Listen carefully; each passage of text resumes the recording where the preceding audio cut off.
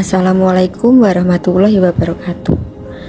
Bumi tempat kita tinggal adalah bagian dari alam semesta. Alam adalah segala sesuatu yang ada atau yang dianggap ada oleh manusia di dunia ini. Selain Allah beserta zat dan sifatnya, alam dapat dibedakan menjadi beberapa jenis. Di antaranya adalah alam gaib dan alam syahadah yang dalam bahasa sehari-hari disebut sebagai alam semesta. Alam semesta merupakan ciptaan Allah yang diurus dengan kehendak dan perhatian Allah. Allah menciptakan alam semesta ini dengan susunan yang teratur dalam aspek biologi, fisika, kimia, dan geologi beserta semua kaidah sains.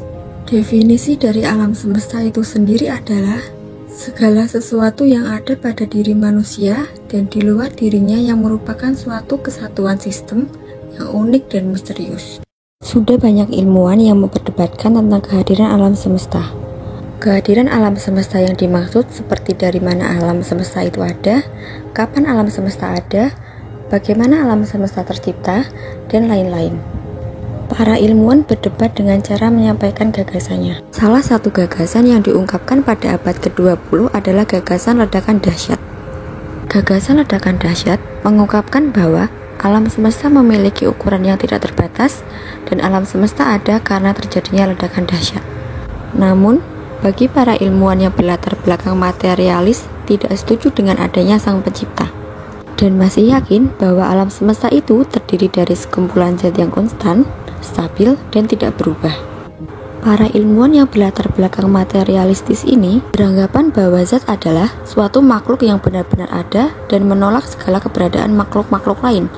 Berdasarkan pada gagasan yang menyatakan bahwa alam semesta mempunyai suatu awal atau bukan dari sesuatu yang tidak ada. Dengan kata lain, yakin bahwa alam semesta itu ada karena diciptakan dan melalui proses penciptaan. Karena keyakinan itu, maka secara tidak langsung percaya akan adanya sang pencipta. Secara sederhana, konsep ada dari ketiadaan merupakan sesuatu yang tidak bisa dimengerti oleh manusia.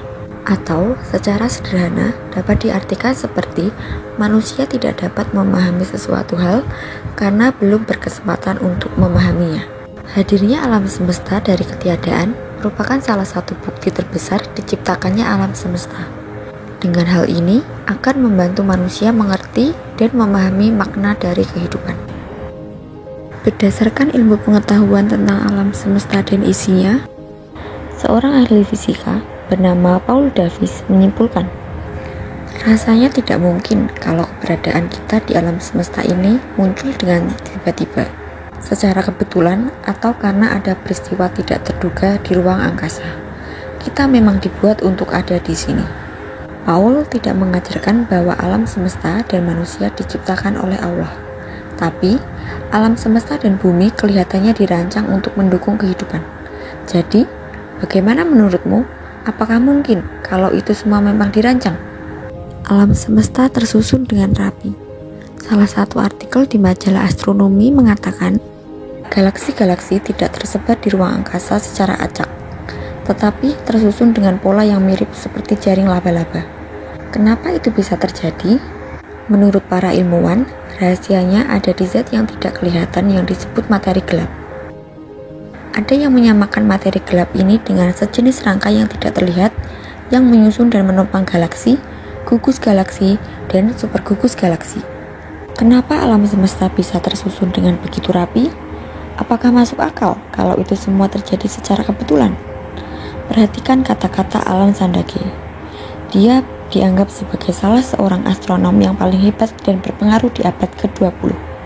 Dan dia percaya bahwa Allah itu ada. Dia berkata, sepertinya mustahil kalau alam semesta bisa sangat teratur tanpa ada yang mengaturnya. Pasti ada sesuatu yang membuatnya seperti itu. Keagungan Allah dan bukti kekuasaan Allah Subhanahu wa Ta'ala. Sebagai umat Islam, tentunya harus percaya secara penuh bahwa Allah Subhanahu wa Ta'ala adalah zat yang maha kuasa. Allah Subhanahu wa Ta'ala lah yang menciptakan dunia dengan segala isinya serta makhluk hidup yang ada di dalamnya. Sudah menjadi kewajiban umat manusia untuk tunduk dan patuh kepadanya. Bahkan Allah Subhanahu wa Ta'ala jugalah yang memutuskan segala yang terjadi dalam hidup manusia. Allah Subhanahu wa Ta'ala berfirman dalam Quran surat At-Tur ayat 35 yang berbunyi, Am khuliqu min ghairi syai'in am humul khaliqun. Yang artinya, apakah mereka diciptakan tanpa sesuatu pun ataukah mereka yang menciptakan diri mereka sendiri? Dalam Quran surat At-Tur ayat 35 yang telah disebutkan di atas, berikut adalah beberapa tafsirnya. Yang pertama, tafsir Kementerian Agama Republik Indonesia. Dalam surat At-Tur ayat 35 ini, Allah menegaskan, apakah orang-orang kafir itu mengingkari Allah sebagai pencipta yang menciptakan semesta alam ini? Atau mereka menganggap bahwa mereka itu diciptakan sebagus itu tanpa adanya pencipta? Namun, akal menetapkan bahwa setiap yang ada berasal dari tiada. Ini menunjukkan suatu bukti bahwa ada sesuatu yang mengadakannya, pasti ada yang menciptakannya. Ataukah mereka menganggap bahwa diri mereka sendiri yang menciptakan mereka? Anggapan mereka seperti ini tentulah bertentangan dengan akal yang sehat. Sebab setiap sesuatu itu harus ada yang menyebabkan adanya dan yang mengadakannya. Yang kedua, ada tafsir Al-Jalalain, Jalaluddin Al-Mahali dan Jalaluddin As-Suyuti. Apakah mereka diciptakan tanpa sesuatu pun, tanpa ada yang menciptakannya, ataukah mereka yang menciptakan diri mereka sendiri? Dan tidak masuk akal ada makhluk tanpa pencipta, dan tiada sesuatu yang makdum, yakni yang asalnya tiada, dapat menciptakan yang menciptakannya, yaitu Allah yang Maha Esa. Mereka tetap tidak mau mengesahkannya dan tidak mau beriman kepada Rasul dan kitabnya. Yang terakhir ada tafsir Quraisy Shihab, Muhammad Quraisy Shihab. Ataukah mereka tercipta tanpa pencipta, ataukah mereka menciptakan diri mereka sendiri, sehingga mereka tidak mengakui adanya pencipta yang harus mereka sembah? Bagaimana kita harus memperlakukan alam semesta ini? Yang pertama, prinsip tanggung jawab. Manusia mempunyai tanggung jawab baik terhadap alam semesta seluruhnya dan integritasnya, maupun terhadap keberadaan dan kelestariannya. Setiap bagian dan benda di alam semesta ini diciptakan oleh Tuhan dengan tujuannya masing-masing, terlepas dari apakah tujuan itu untuk kepentingan manusia atau tidak. Oleh karena itu, manusia sebagai bagian dari alam semesta bertanggung jawab pula untuk menjaga dan melestarikannya. Yang kedua ada prinsip solidaritas. Manusia adalah bagian integral dari alam semesta.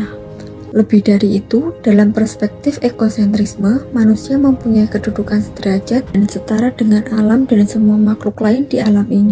Kenyataan ini membangkitkan dalam diri manusia perasaan solider, perasaan sepenanggungan dengan alam, dan dengan sesama makhluk hidup lain. Yang ketiga ada prinsip kasih sayang dan kepedulian terhadap alam. Apabila sudah tertanam prinsip ini pada setiap hati manusia, maka pastilah yang ada hanya rasa untuk mencintai, menyayangi, dan melestarikan alam semesta dan seluruh isinya, tanpa diskriminasi dan tanpa dominasi. Kasih sayang dan kepedulian ini juga muncul dari kenyataan bahwa semua makhluk hidup mempunyai hak untuk dilindungi, dipelihara, tidak disakiti, dan dirawat.